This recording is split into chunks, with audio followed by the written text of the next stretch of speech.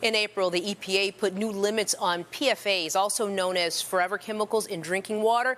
But there's still no federal guidelines when it comes to those chemicals in our food supply. Now, there are reports of PFAS contamination on farms already. So scientists with Consumer Reports went into the lab to examine our milk supply. PJ Randhawa explains what they found.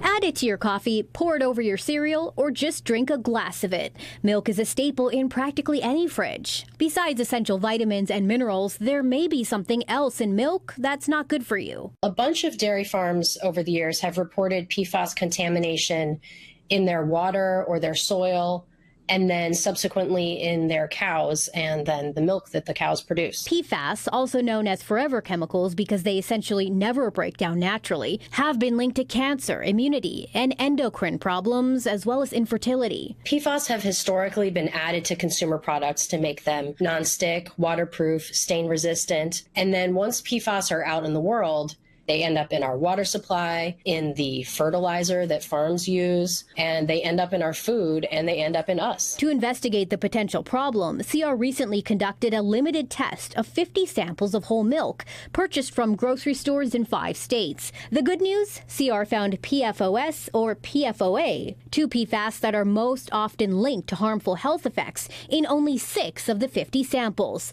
But the results also raise some red flags. No one should stop drinking milk based on these findings. However, it does show how our federal food safety agencies and manufacturers are not monitoring for PFAS in milk and other foods, and the needs for health protective limits for these harmful chemicals. In response to the questions from Consumer Reports, the International Dairy Food Association says dairy foods and beverages are highly regulated and rely on a verified system to ensure their safety and integrity. If you're concerned about PFAS, you can limit your exposure by avoiding stain and water-resistant clothing and carpets and using cookware that claims to be PTFE-free, such as pans with ceramic coating.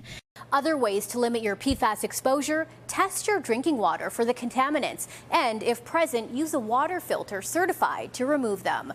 PJ Randhawa, NBC5 responds. Thanks to PJ.